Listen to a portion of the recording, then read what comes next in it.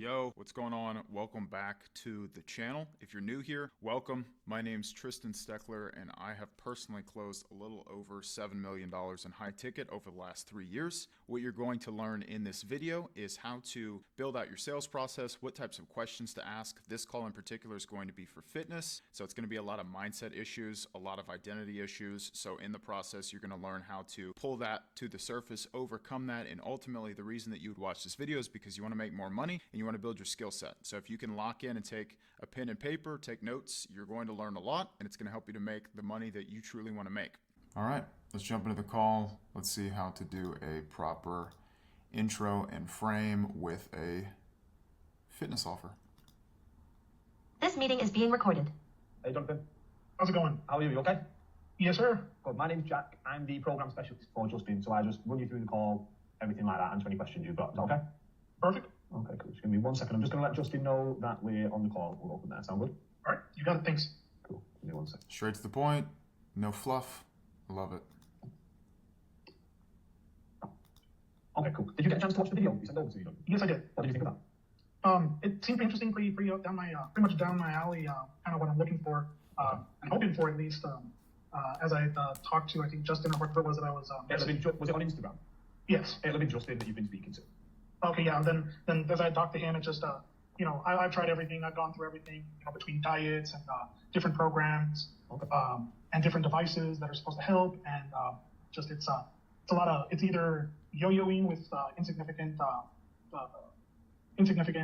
changes, or it just nothing would really work. I mean, I've done, like I said, I've done keto. We'll go. Okay. We'll get into all that for you because I'm going to ask you what you've done and everything like that, and what you think the issues have Perfect. been. So I'll get through all that for you. So don't worry, Jonathan. What I find normally works best Good job. Way to get back into the process. is just to get to know you first of all a little bit better, figure out your goals and where you're trying to go. Normally takes me about 45 minutes the phone call. You comfortable with that? Yeah, of course. Okay, cool. By the end of it, if I'm confident that you're a good fit and we can actually help you, I'll walk you through it all and how it works. Sound fair? Perfect. Yes, sir. Cool. Now, I'm really straight to the point, Jonathan. You'll get no BS with me. I'm really open and honest. You be the same with me. We'll get on dead well and we'll get through it dead easy. Sound good? Definitely. No, that sounds perfect. Perfect. Okay, so for starters, The more dominant of a frame you set initially, where it's like, hey, I'm no BS, I like to get straight to the point, I really just want to see if I can help you, the more permission you're going to get from them to be able to ask the deeper questions. One thing that I'll say at times is, what I see usually is that people, they tend to surround themselves with others that just kind of pat them on the back, and they don't truly know what's actually going on, and I don't want that to be our interaction. Just know the more honest, the more transparent you can be with me on what's actually going on, the more I can potentially help you. Is that something we can agree to? It's usually a pretty good frame, especially for fitness, because these guys, they tend to stay in their comfort zone, they tend to rationalize, cope, and push away from discomfort. So the more we can set the right expectation, the better.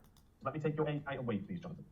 Okay, so now we're getting into age, height, and weight. So we want to get into current. Where is he at? It's 39. 39? I'm about 6 feet. I'm 6 feet actually. Yep. And my most recent weigh-in was at 258. Okay, when was that? When was your most recent weigh-in? I want to say Saturday. Okay, so recently, that's fine. Yeah. Okay, cool. And what's the goal here? What weight would you like to be? So it's a combination because, like I say, I've gone through many fitness journeys. I know, there's a difference between weight and the way my body is. I'd like to ideally get down into at least, first in the weight loss journey, probably around 200 or below 200. Of course. And my secondary goal is trying to build up muscle, trying to bulk up my body because of my height and everything. I probably have. Yeah, because when I've been at my skinniest, which was almost 10 years ago, or a little bit over 10 years ago, I was kind of a string bean. I looked up. Yeah, a little awkward. Okay, cool. So if I said to you then we had about 58 pounds of fat to lose, and then we wanted to gain about 10 to 15 pounds of lean muscle, how does that sound with you? Yeah, that sounds great. That sounds pretty good. When did you last weigh 200 pounds, Jonathan? Okay, so we've got the gap. He wants to lose 58 pounds of fat, and then Jack will also add on the muscle gain just to make it that much bigger of a gap. The reason he does this is because sometimes we'll get on with people and they'll say something like, oh, well, I only weigh 215 and I want to get down to 200, but they are overweight. So if you just have a 15-pound weight loss goal, that's not going to be enough leverage to get them to recognize that they can't do that on their own. And it's also not life-changing, right? Like losing 15 pounds, it doesn't change much. So what he'll do is he'll go 15 pounds of fat loss, but then another 10 or 15 pounds of muscle gain. So we're looking at about 30 pounds of work. Does that sound about right? It just widens the gap, builds more of a gap between where they are and where they want to be, which is important. because if they're thinking that they can get there on their own, they're not going to pay us for the mentorship. Probably about over 10 years ago, I want to say. 10 years? 10 years, maybe. So this would have been 2013. Okay. That I was getting into the fire department, or that I got into the fire department. Yeah. Probably in the best shape of my life, and I was probably about 175 at that time. So it's been quite some time. Yeah, I think the lowest I got was maybe, after I started gaining weight, I think the lowest I got was maybe like 210 about 6 years ago. Okay, so you were 210 in about 2019, yeah? Yeah. What did you do in 2019 to get to 210? Nothing. It was just Is that what just you general were? working out. Is that Yes. what you were already? You weren't like 240 and lost 30 pounds. You were 210. No. Okay, cool. Yeah, the most, at that point, the most I had gained was like 220. The most back then I was maybe 220 back at, I want to say 2013, 2014, after I got out of the fire academy. Yeah. I got up to about 220. That was my max, and I was bouncing between 220, 200, 210. But I got to about 210 in 2019. I was going through K9 training. Okay, cool. And, Let me ask you there this. was go ahead. What do you see and feel at 200 pounds that you don't now at 258? How do you mean? Like, what are you unhappy with at 258? What do you see and feel at 200? The lack of energy, the mobility. I mean, I feel the difference. I feel the difference in the way I move, the way I breathe, my actions. Yeah. You know, just something as simple as putting on my socks. I gotta have my legs lifted up. Wow. Bending over to do my shoes and stuff. I get a little bit winded. Okay. Just almost general everyday stuff. Sometimes it seems that it becomes a task. What have you been doing over the past 10 years to put yourself in a position where you are 200 pounds again? What have you been trying? Okay, so now we're starting to move more into solution discovery, which is what have you actually tried over the time frame to put yourself in a position where you can reach goal. So I'll end it here. Hope you're enjoying the video. If you are enjoying it and you want to get some more support, one-on-one help, you want to build out your sales process, improve your ability to overcome the person, whether that's limiting beliefs, whether that's fears, whether that's objections, definitely make sure to click the link below where you can see what I do, how it works. You can apply for potential one-on-one mentorship from yours truly. If you're not interested in that, no worries. I hope you get value from the rest of the video, so just keep watching. Trying to do to lose this weight? Because I know you mentioned keto and things like that. So tell me what you've actually tried, and then let's go. So I've gone through keto. How long was that for? That was for about a year. Okay, when was that? That was back in 2020, 2021. Notice how he's really probing to get the context. When was that? How long did you do that for? It's very important because we want to make sure that we have all the information that we need to clearly put a line in the sand between what they've tried and what we're going to do with them, as well as getting them to recognize that what they've done in their own efforts is not good enough to get them where they want to be. Because usually what most of these people are doing is they're kind of throwing stuff at the wall in terms of diets like keto, 1 meal a day, Nutrisystem, all these different diets, but they don't have any real accountability. So the diet just fizzles out. And what most of these people think is it's the diet's fault, right? The reason it didn't work is because I didn't have the right diet for me, but they don't recognize that not having the accountability and not making the diet work is what has them stuck where they are. Because a lot of them are not paying for personal training or paying for sessions with a personal trainer or paying for online coaching. They're just trying these diets and hoping that they work on their own without any true accountability. So that's why it's important to understand what if they actually tried. It was just before I went to my doctor and found out I had high blood pressure. Okay. How long did you do keto for? About a year. Sorry, you just said that. How much weight did you lose in keto? It was minimal. It was between, I want to say, 6 to 10 pounds. In a full year? Yeah. Why do you and think it fluctuated. It went up and down. Why do you think it only lost that much weight during keto? What do you think the problem was? It was during COVID, so there was a lot of stagnant time. At the time, I was working as a narcotics canine officer for a school district, and there was just a lot of downtime.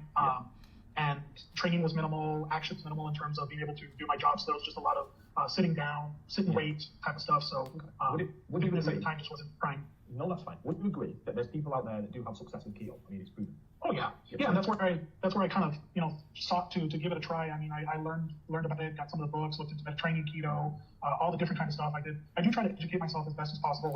So the question could be, well, there are a lot of people who have found success with keto. What do you feel prevented you from finding success with it?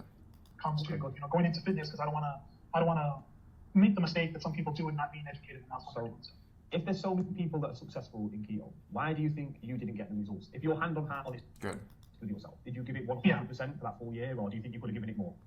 I definitely think I could have given it more. I don't think I fully committed, and a lot of it had to do with. Why do you feel that way?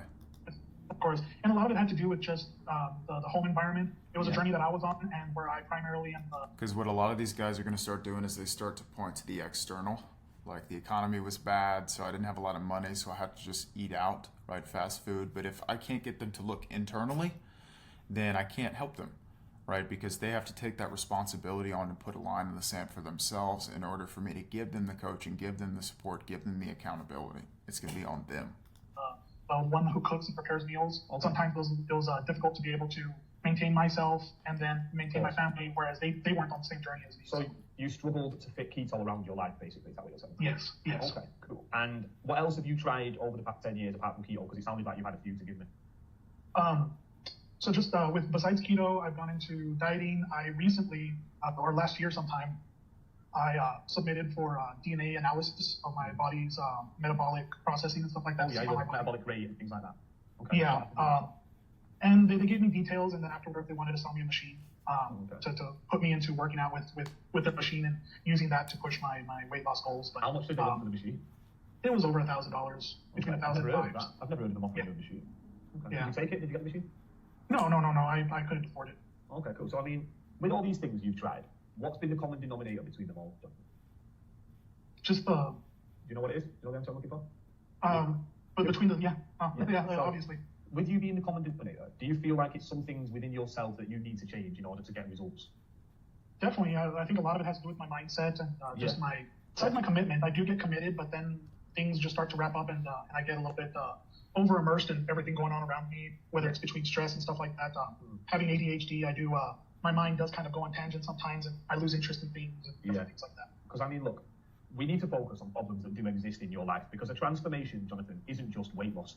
Although we do need to lose this 58 pounds, but we need to focus on the problems that exist as well. Like you mentioned, your mindset and losing focus. Because if we just focus on the weight loss, that's not a transformation in you. That's just you losing weight. A transformation is getting rid of things in your life that are ailing you and holding you back, such as your mindset, such as your ADHD, figuring out how to make it fit around those. Would you agree? Yes, definitely. So, I mean, would it be fair to say that you just feel a little bit stuck at the point in what to try next? Okay, so now he's starting to transition into being that you're stuck. What have you looked at in terms of some more accountability, some more hand-to-hand holding, mentorship, so that you can get the skills and the knowledge that you need to actually lose the weight?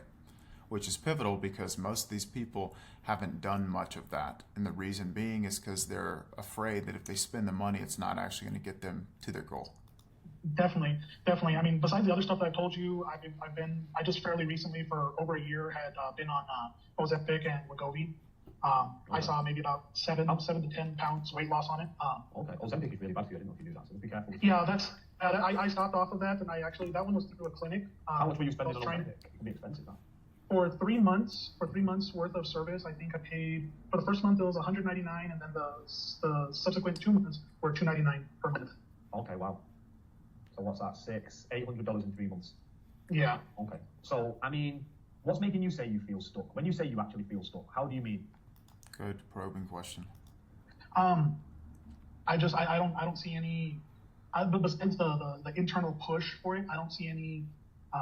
From the things that I've done, I don't see any return on investment, I guess. Okay. Of course. Well, we've agreed that you're the common denominator, and it is just things internally that you do need to work on. So if you were in a position to work on those and find something that you enjoy and stay consistent, do you actually believe that you could lose this weight?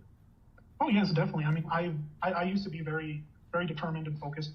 When I set my mind to start working out and losing weight, it was nothing for me. All I needed was just pre-workout and just got into it. Life was a little bit different and easier then when I was younger and didn't have as much responsibility. But now time and everything else does seem to just push me down. Give me the lack of. Yes, I have one. One child. How old? 11. He's 11. Okay, cool. And how many hours a week do you normally work? It varies. It's definitely minimum 40, but sometimes it can go up to 80. I work as I'm a director supervisor for a 5-star hotel, and I manage the audio visual. Okay. Do you enjoy that?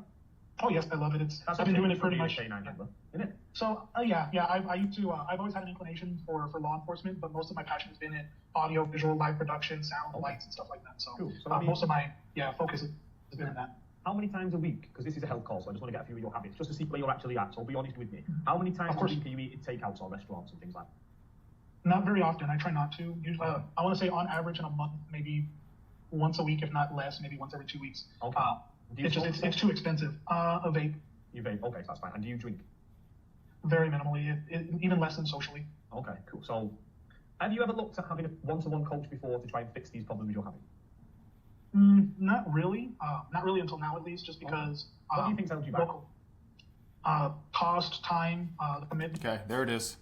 Cost. What's held me back from doing more and investing is the price of the program, which is important for us to get that out because that's what he's going to give us at the end of our call, because our program is usually double if not triple what they've already tried. To being able to working with someone, finding someone that can work with my schedule just kind of not being able to sync up normally. Okay, so in regards to mentioning your schedule, are you in a position where you're going to be willing to try and move something, or are you just going to stay at £258 further, you know? No, yeah, definitely. That's something that I do. That's something that you need to decide in yourself that you're willing to try and do, because there are two types of people, right? There's the first person who says, I can't afford it, so I'm not going to do anything.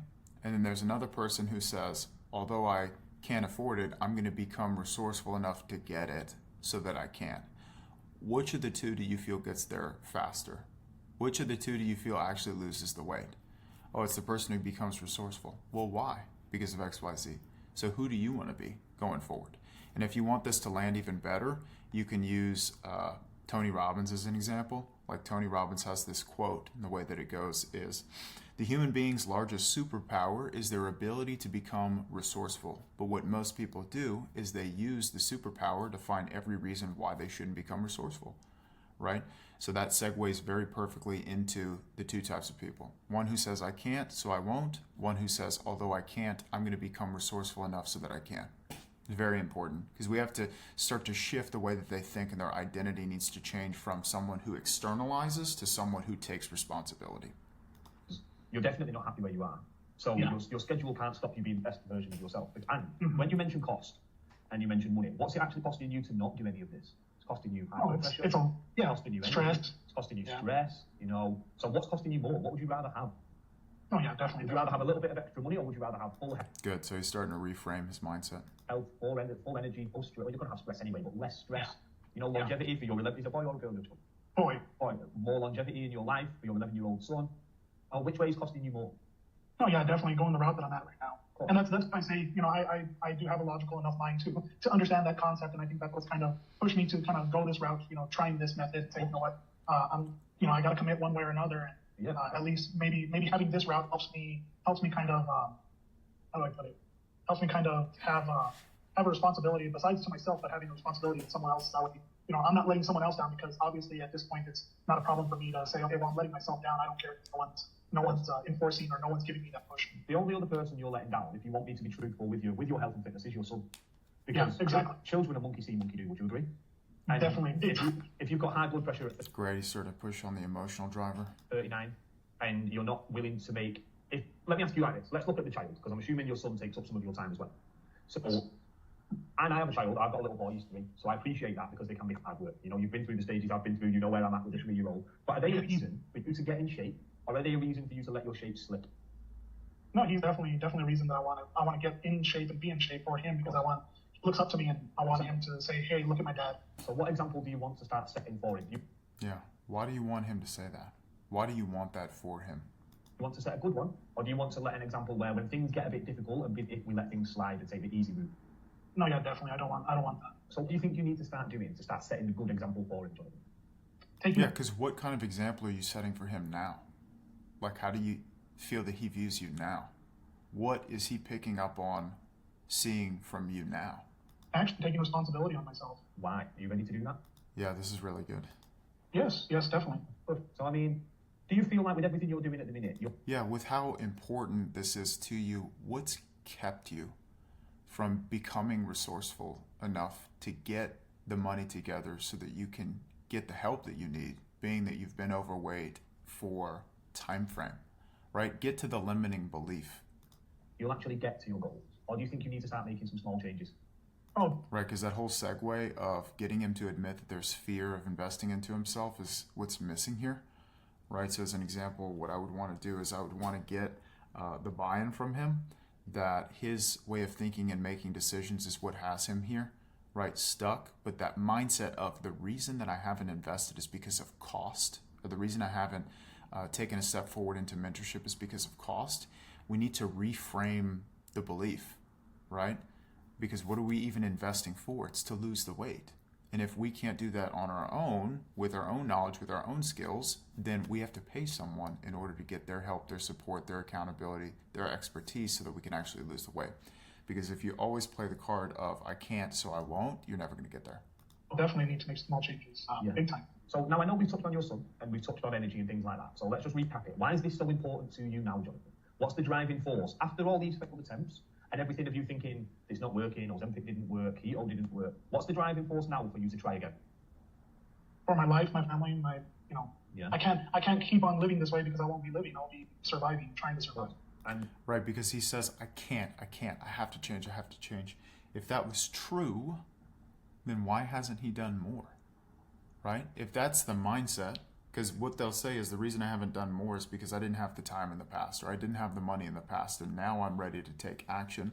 But if that was true, if that was the current mindset that he had, he would have done something, and he hasn't done anything.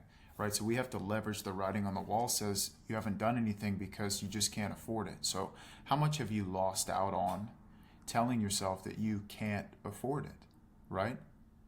I've lost out on time. I've lost out on being able to lead my family the way that I want to, right?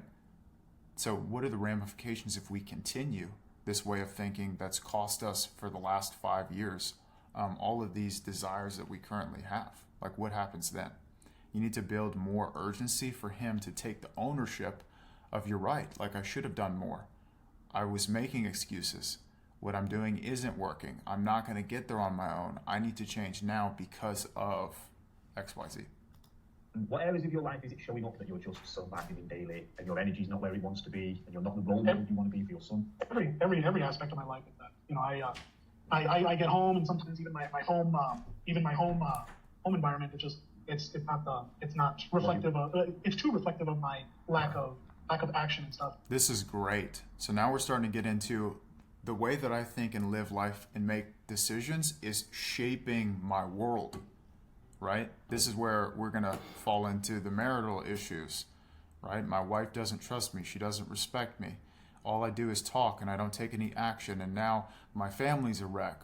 I can't lead my son. He doesn't listen to me. Like all these areas, and it's in his work too, right? You think he's not cutting corners in his work and, taking the easy way out in his job and not pushing for the promotion in his work. That's why it's so important for us to get them to commit to this new identity of the person that they want to become. Because the guy who takes action on his goals, he does what he says he's going to do. He doesn't cut any corners. He's disciplined. He's consistent. He's making good money. He's providing for his family. He's able to teach his kids. He's able to create a future for his family where they can be free, right? So very important that you grab all the identity and tie it in a bow together. How do I want to? It's disgusting. Yeah. What sort of impact is that having on you, Jonathan, to feel like your whole life is disgusting because of your effort levels around yourself? Negative. Very. Well, I would say disgusting. How do you mean? Right? Because that's a very big word. And if I get him to elaborate on the word, then I can come in and undercut, well, how does that make you feel saying that out loud? Okay. And I mean, have you got a partner? Yes. Do you think that impacts them and your son? Yeah, it's not do you think it impacts them? It's how does that impact them? Right? Because you don't want him to be able to rebuttal and say, oh, well, no, it doesn't really affect them. They're great. Because that's not true. That would be lying. Didn't you feel like this and act like Absolutely. this? Yeah. Absolutely. How does it feel hearing it out loud that your actions are negatively? How does it affect them negatively? Right? He said disgusting. What does that mean? Because once I get the elaboration on what disgusting means to him, then he tells me, I'm leading a family down a path of everyone's overweight and a part of this as well is usually like addictions, right? Like I'm just breeding myself into my family, my wife, my kids, my future kids, etc. They're not going to be leaders. They're not going to be action takers. They're not going to set goals, right? Because the blind can't lead the blind at the end of the day. But I need to understand how specifically that's negatively impacting his family and his kids. Impacting the people closest to you. It hits hard. It hits home a little too much. It does. Well, thank you for being so open and honest. Right, so we're missing the depth there of getting them to elaborate on what specifically is happening. I appreciate it because it's not easy, Jonathan. But let me ask you this: how much longer do you want to live like that? Not much longer. I know I can't because the last thing I need is to be a 40-year-old having a heart attack or having open heart surgery. I don't want to be that statistic. I don't want to be, like you said, I don't want to be that role model. I don't want my dad to say, I don't want my son to say my dad had a coronary at 40. Of course. So look, let's look at the version of Jonathan. The version. Okay, so now he's moving into future pace. That's lost 58 pounds. In fact, forget the weight. It's about the way you look at yourself in the mirror and the way that you're able to step up out of bed, feeling confident and proud in the person that you are. And on top of that, being able to strip that unwanted weight and be the role model for your son, have the energy for your home life, and actually enjoy precious experiences so that your son sees the best version of dad in your heart and soul, that you know you're the best dad you can be for him. So, I mean, when we do put you in that position and we create this version of Jonathan, what's it going to be worth to you? It's going to be worth every penny. Yeah. And when you say that, money aside, money's not important here. What's it going to be worth to you internally, Jonathan? The full commitment, the full action and taking action, the full and how are you changing my mindset, changing my everything. Right. It's like, how do you want your son to look at you? How old is his son? First of all, how old is he? You could get some context on, well, how do you feel that your leadership or your modeling is affecting your son? Like when he sees you 50 pounds overweight, like what is the ramification of that for your child? And then how do you think he views you now? What do you think he thinks of you right now? What kind of example are you setting for him right now? So we would want to go deeper into the pain first before putting him at the top of the mountain. But whenever we do put him at the top of the mountain, it's like, what do you want him to say about you? When he looks at dad, what are the thoughts that you want him to have about you? What are the things that you want him to be able to accomplish because of what you've done for him? I know that just thinking about it, I kind of get tipped up because I think of how happy and exciting and how great it would feel to feel that way and look that way at myself or feel my son or my family looking that way. And to know you can accomplish that, and you've accomplished that, when you think of it internally, how does it know and make you feel that that's what you can be and what you should be, Jonathan? Excited, happy, and it's And do you feel like you deserve to experience all of that you've just given me? Of course. And I mean, more importantly, do you feel like your family deserve that version of you? Most definitely, they deserve the best. So when do you want to become that version of you? Now I want to start, and it's been so far behind that it should have been that I can't let it slip. I can't let it slide anymore. Okay, so because when we look at the reality of the situation, we've allowed this to continue, these bad habits and these behaviours, and unfortunately, the reality we just said is not the reality we're sitting right now. Correct? Yes. So if these habits continue and these behaviours keep controlling us, and we never hit that version, what are we looking at 2 years from now if nothing changes? Nothing good, nothing better. What do you mean by that? I'd no longer be just affecting myself. I'd be affecting my son, my family. Like you say, he sees me. He's getting into his preteens, and he can start to get into a more unhealthy lifestyle. And is that something you'd be willing to settle for? No. I'll be honest with you. Settling is the easiest thing you can do right now. And that's what I've done. Exactly. So when we look at the future and what we want and what we don't want, who's in control of all that ultimately? Me. And every action we've taken up until this point, who's been responsible for those choices? Me. So who has to take responsibility in everything we do to get us to where we actually want to be in life? I do. So when would be the most appropriate time to actually step into that version of you and get everything you said you wanted? Now. Because I mean, look, what's actually different, Jonathan, that you would step out of your comfort zone and change? Because like looking back over all these years, how much have we lost out on not committing to ourselves? You can go deeper there, right? Because in order to become the guy that we want to be, the 2.0 version who can insert XYZ goal achieved, in order to become that person, if we know we need to make changes, right? You could take the route of what do we need to do? He's like, I need to make changes. Well, if we know that we need to make changes in order to become that person 2.0, and we willingly choose not to make those changes, what type of future are we setting ourselves up for? Age now. Coming to the realization and seeing it being put in front of me, realizing having someone I don't know or someone I've never met to kind of make me be honest with myself and realize it and come to the knowledge and realization that this isn't the life I want, and it's only the life I've had because I've chosen it and I haven't chosen to make the difference. And it's something I've lied to myself about, and it hurts. It hits hard. Okay. Yeah. How do you mean you've lied to yourself about it? Okay. Wow. So based on the conversation we've had, I know we can help. That's if you actually want help. Definitely, I do. No, I need the help and I want it, and I'm willing to take it. So look, I'm sure you've heard this before, and whenever we come to making a decision in life, there's always that resistance that when we're about to make change, whether that's moving house, changing jobs like you have done multiple times, you've told me your job changes, having a child, we always have an angel and a devil on each shoulder. So what do you think the devil tells us to do when we're trying to change for the better? Don't worry about it. You can never do it. Yeah. So why do you you're happy? You're fine. Why do you because it's that? Easier. Yeah. It's easier. It's better. There's no taking responsibility. And I mean, the brain's main function, Jonathan, is to keep us safe, not happy. Your brain keeps you out of danger. It doesn't put a smile on your face. What do you think the angel would say to you? You can do it. You can push forward. You can be better, do better for Liam, do better for your family. Is Liam the son, yeah? Oh, yes. Okay, cool. So which one are you going to listen to today, Jonathan, for a change? To the angel. Because the only thing that's going to stop you from becoming the person you want to be is your inner voice. The voice that carries fear. The voice that carries doubt and uncertainty. That's the only thing that's going to stop you, you know? So I'm going to show you the program, Jonathan, because Okay, so the thing that's missing here is the consequence, right? What are the ramifications if we stay where we are? Because like looking back over the last 2 years, over the last 5 years that you've been 50 pounds overweight and you've used money or like the cost as a reason why you wouldn't take the step, and you've made excuses about how, you know, your family's got in the way or time has got in the way or insert excuses got in the way.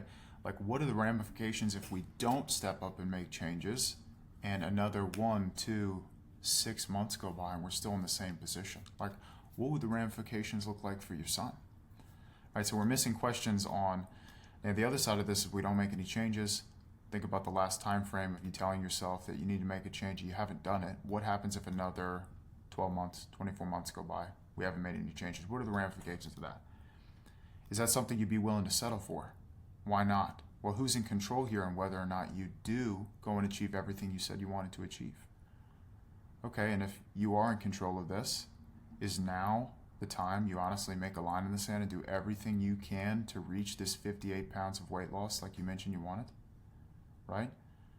Would you like our help with that? Yes. One thing that we could add here, because he did the devil and the angel analogy, which I think is great. Like you have the devil on one shoulder, you have the angel on one shoulder. What do you think the devil says when it comes to you stepping into investing in yourself and taking on this goal of losing 58 pounds for your family? What do you think he says? I love it. Then the angel says, do it, right? Devil says, don't do it. You couldn't do it. You won't be successful, etc. This is something that I would do a little bit differently if it was me before I get into the pitch of everything. Look, I've definitely appreciated the conversation we've had so far. One thing that's really big for you now is what happens next. What happens now is I'm going to run you through the program and I'll show you how it works. But ultimately, the fear that you felt up until this point, you know, the fear of investing the money and it not working out, that's been holding you back, it's not completely gone. And that's because you're a human being, right? And it's going to come up. But when it does, you have two choices. You can take the left route, which is allowing the fear to take control, where you don't make a better decision for yourself, or you can take the right route, where you lean into it, you overcome it, you take a step forward, and you bet on yourself. But the fear is going to kick in either way. So are you going to be the guy that lets fear hold you back, or are you going to be the guy who steps confidently into it and burns the boat behind himself? They say, I'm going to be the guy who steps into it, burns the boats behind me. So what are you going to do in that moment so that you can attack the fear head on? Like, what's your plan? Okay, so this is just a way to pre-handle fear before you get into the program explanation.